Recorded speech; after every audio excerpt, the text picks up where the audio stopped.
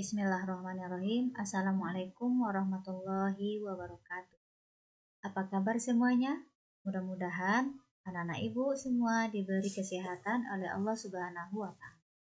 Baiklah, bertemu lagi bersama ibu, yaitu Maria Ulfa SPDI pada mata pelajaran fikih. Nah, baiklah anak-anak ibu, pada hari ini kita akan membahas yaitu mengenai kurban dan akikah.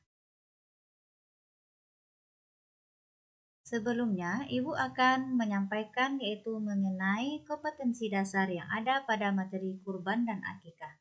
Yang pertama yaitu menghayati hikmah perintah kurban dan akikah. Yang kedua, membiasakan rasa peduli kepada orang lain melalui kurban dan akikah. Yang ketiga, menganalisis ketentuan pelaksanaan kurban dan akikah beserta hikmahnya. Dan yang keempat, menyajikan hasil analisis ketentuan pelaksanaan kurban dan akikah. Nah, itulah kompetensi dasar yang akan kita capai pada pembelajaran kurban dan akikah. Nah, selanjutnya masuk lagi kepada tujuan pembelajaran. Apa-apa saja yang akan kita capai pada pembelajaran kurban dan akikah? Nah, tujuannya yang pertama, setelah mengamati, menanya, mengeksplorasi, mengasosiasi, dan mengkomunikasikan, diharapkan nantinya anak-anak ibu mampu yang pertama, menguraikan pengertian kurban dengan benar. Nah, jadi setelah mempelajari ini, ibu harapkan anak-anak ibu bisa menjelaskan pengertian kurban. Yang kedua, menganalisis sejarah terjadinya ibadah kurban dengan baik. Nah, nanti akan ibu jelaskan bagaimana sejarah kurban itu sendiri. Yang ketiga, memilih jenis hewan yang bisa dijadikan kurban dengan benar. Nah, itulah tujuan pembelajaran kita. Diharapkan anak-anak ibu nantinya setelah ibu jelaskan materi tentang kurban, maka anak-anak ibu bisa mencapai tujuan dari pembelajaran itu sendiri. Nah, masuk kita lagi. Perhatikan gambar berikut. Nah, anak-anak ibu, coba perhatikan apa-apa saja gambar yang terdapat pada layar yang ibu tampilkan.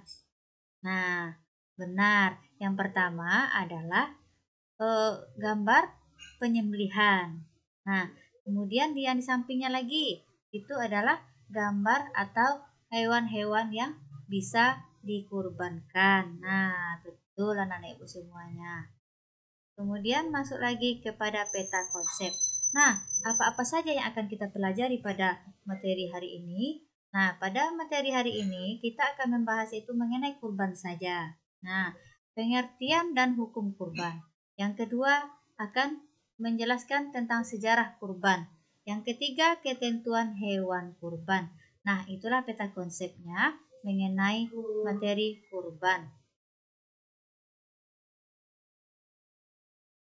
Masuk kepada pengertian. Nah, silakan anak ibu perhatikan, ibu akan menjelaskan mengenai pengertian kurban. Nah, apa itu pengertian kurban? Kurban menurut bahasa berasal dari kata korubah yang berarti dekat. Nah, sedangkan menurut syariat, kurban berarti hewan yang disembelih dengan niat beribadah untuk mendekatkan diri kepada Allah Subhanahu wa Ta'ala dengan syarat-syarat dan waktu tertentu. Nah, atau disebut juga dengan al-hudiyah. Masuk lagi kepada hukum kurban. Nah, anak-anak ibu, hukum kurban di sini ada terdapat dua. Yang pertama di dalam Al-Quran, yang kedua hadis. Nah, di dalam Al-Quran, hukum kurban tersebut terdapat di dalam surat Al-Kautsar. Nah, pasti anak-anak ibu semuanya hafal surat Al-Kautsar.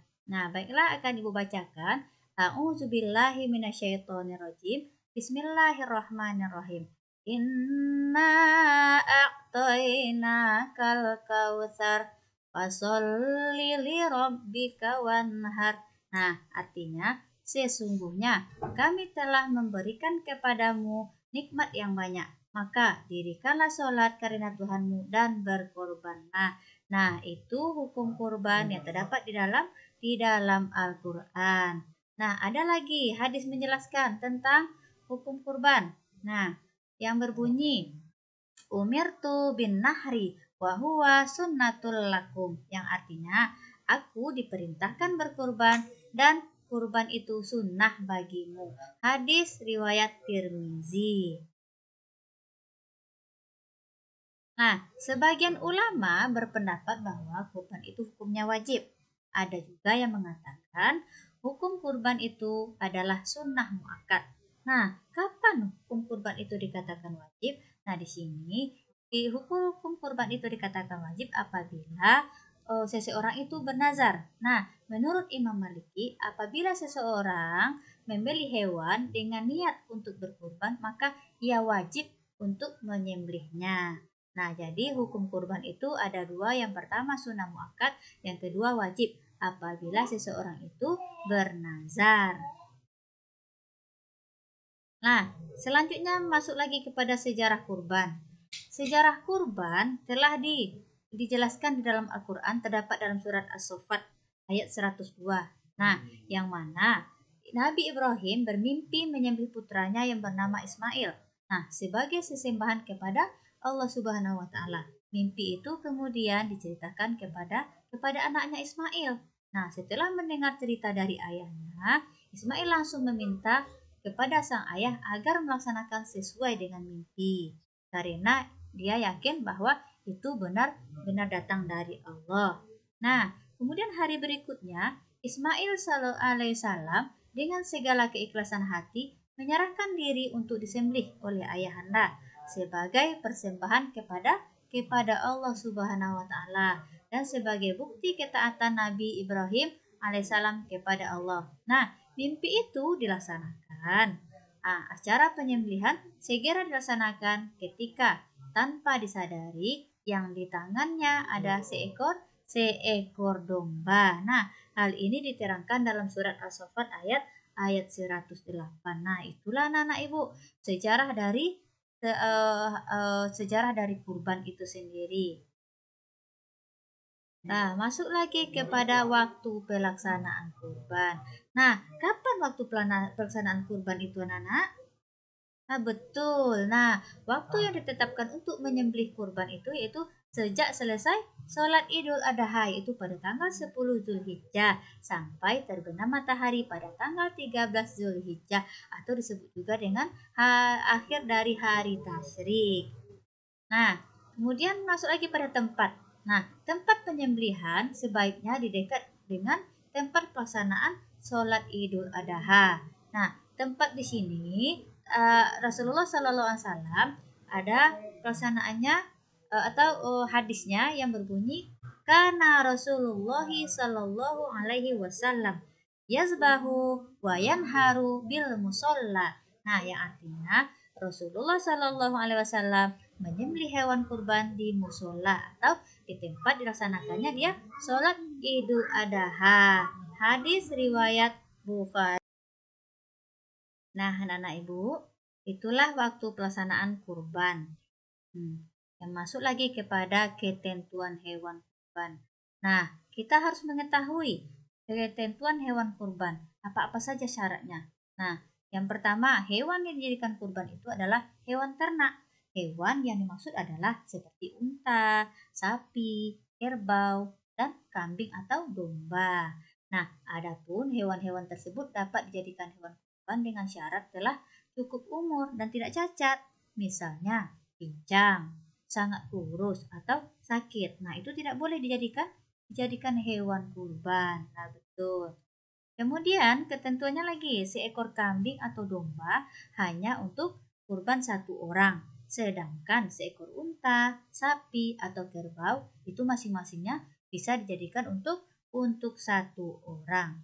Nah, sebagaimana sabda Nabi yang berbunyi, Naharna ma'an Nabi sallallahu alaihi wasallam amal hudaybiyati al-badanata an sab'atin wal baqarata an sab'atin, yang artinya kami telah menyembelih kurban bersama-sama Rasulullah Shallallahu Alaihi Wasallam pada tahun Hudaybiyah, seekor unta untuk 7 orang dan seekor sapi untuk 7 orang. Nah, itulah penjelasannya dari ketentuan hewan kurban. Jadi untuk satu ekor kambing untuk satu orang. Kemudian untuk satu ekor kerbau, sapi, ataupun unta, masing-masing itu bisa untuk jadikan 7 orang. Nah, perhatikan lagi ketentuan cukup umur di sini. Nah, bagaimana ketentuan cukup umur pada hewan ternak tersebut? Yang pertama adalah domba. Nah, domba di sini sekurang-kurangnya berumur 1 tahun atau telah tanggal giginya. Nah, yang kedua kambing. Nah, kambing biasanya sekurang-kurangnya berumur 1 tahun. Kemudian yang ketiga unta. Unta ketentuannya itu umurnya sekurang-kurang berumur 5 tahun. Nah, unta ini lama umurnya. Berarti kalau sudah 5 tahun baru bisa dijadikan hewan kurban.